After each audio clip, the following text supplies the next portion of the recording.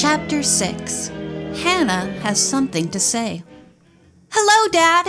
Nancy Drew cried in greeting as she entered her home and saw her parents seated before the fireplace, perusing a heavy, leather-bound law book. "Hello, Nancy. How's the junior partner of Drew & Drew, Inc.?" The famous criminal lawyer laughed.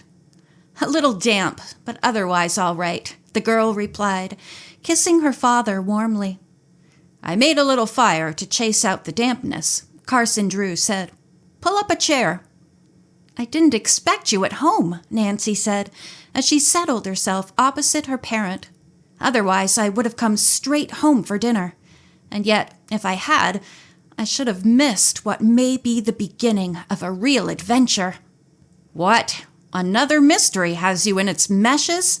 Carson Drew exclaimed in mock seriousness. "That reminds me," Nancy cried. "Hannah! Oh, here she comes." "Are you back safe and sound?" the motherly housekeeper demanded. "You run up and take off those damp clothes at once and take a hot bath before you catch cold." "I'm not wet, but thank you for the advice," Nancy laughed. "I'm just as cozy here as can be. Besides, I must hear the rest of the warning you tried to give me when the telephone connection was broken." "Warning? What's this?" Mr. Drew cried. "That's what I want to find out. I was driving with Bess and George, and we came to an inn called the Twisted Candles," Nancy explained hurriedly. "A very, very old man named Asa Sidney lives there, and we stayed to help him celebrate his 100th birthday.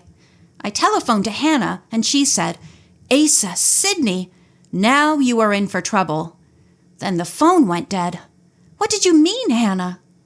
"Well, it's a long story," Hannah Gruen said. "Then sit down and tell us about it in detail," Mr. Drew urged.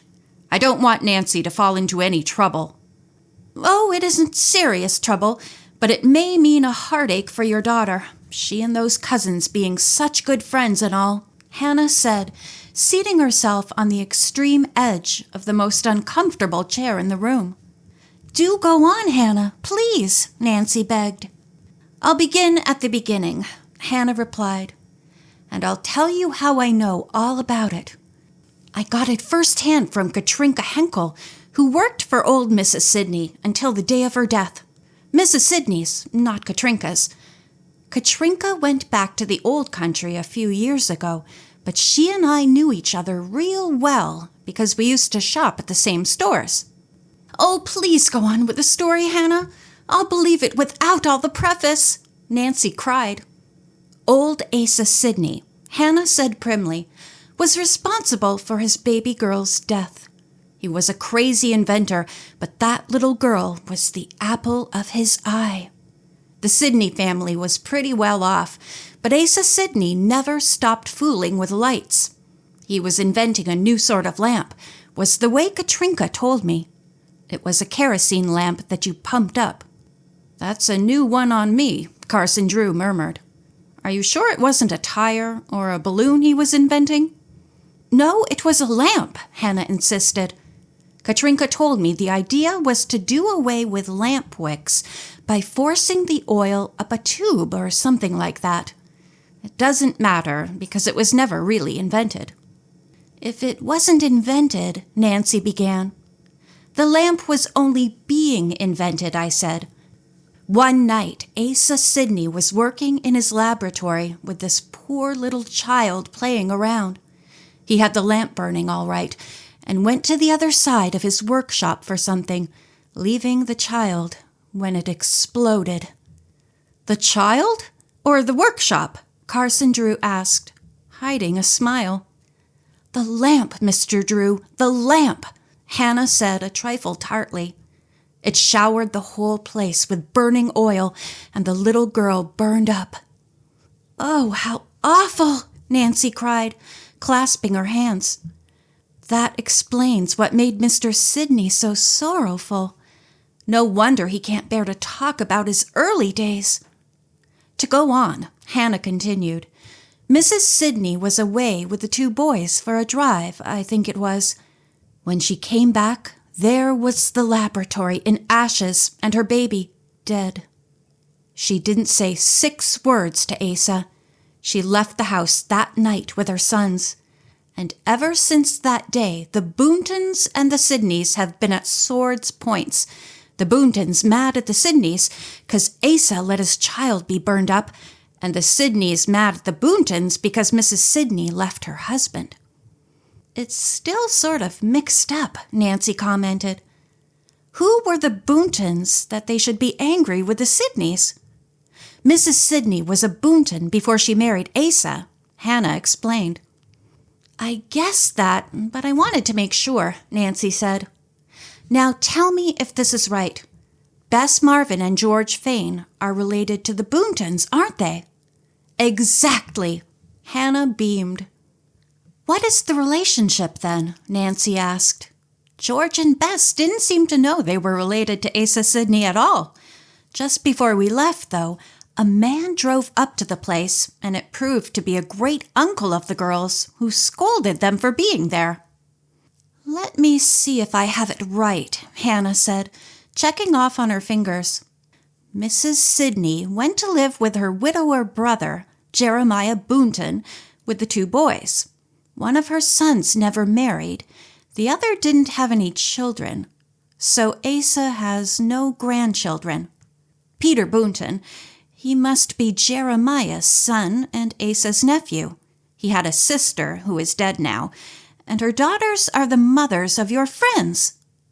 Let me get this straight, Nancy cried, leaning forward in her earnestness. Peter Boonton, the man we met tonight, is Asa's nephew, and he is the brother of George's and Bess's grandmother. Then Bess and George are great-grandnieces of old Asa Sidney. That's it, Hannah cried triumphantly. And, of course, being on the Boonton side, they are, without knowing it, of course, in the feud against the Sidneys, Nancy exclaimed, sinking back in her chair. That's what I meant when I said you were in for trouble taking those girls to have supper with the old man, Hannah said.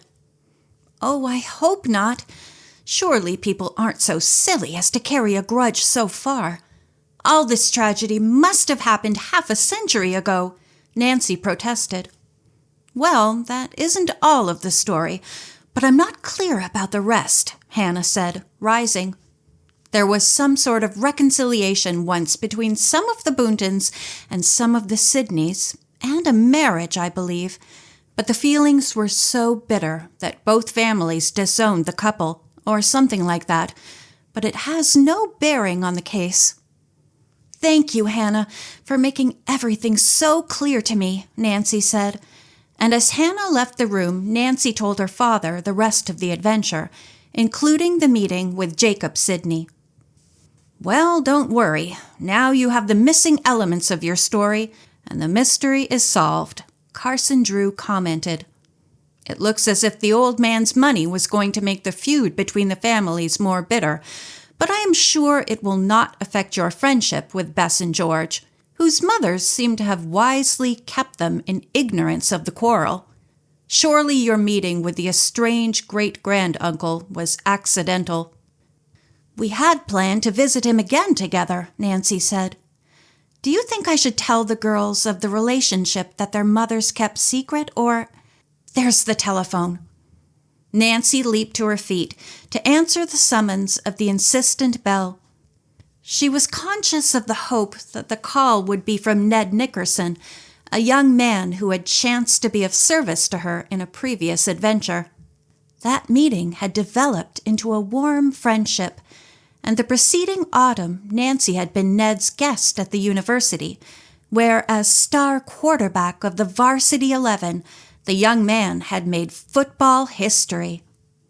Oddly enough, the most exciting event was not the winning touchdown Ned had engineered, so far as Nancy's interest was concerned, but the discovery in the stadium of 2 persons whom she had long been seeking in the course of unraveling a mystery and righting a great injustice. But all that is familiar to those who shared in reading Nancy's mysterious letter. Instead of Ned's cheery baritone, though, the voice at the other end of the wire proved to be an unfamiliar feminine one. "Is this Miss Nancy Drew?" it inquired. "Yes, this is she," Nancy replied. "Is this the Miss Drew who was at the Twisted Candles this afternoon during the storm?" Nancy's heart skipped a beat. "Yes, I was there with 2 friends," Nancy said. "Who is this, please?" "This is Sadie Whipple." "Why, Sadie, I'm so glad to hear from you so soon. I was just telling my father of our meeting, and telling him, too, that I hope to visit you again soon." "That is good of you, Miss Drew. You said your father was a lawyer, didn't you?" "Yes, but please call me Nancy," was the girl's earnest reply. "I promised that my father would help you if you ever needed advice." "Thank you, Nancy. I don't need help. Mr. Sidney, though, needs a lawyer. A really good lawyer, Nancy. He asked me please to find one who will come in the morning and make a new will for him," Sadie said. "I promise you my father will be there," Nancy cried. A moment later she had exacted the promise from her father, who needed little urging, so interested had he become in the tangled affairs of the Sidney Boonton families. "And may I go along?" Nancy asked. This is strictly cut-and-dried legal business," Mr. Drew replied. "Well, we'll see. We'll see." End of chapter 6.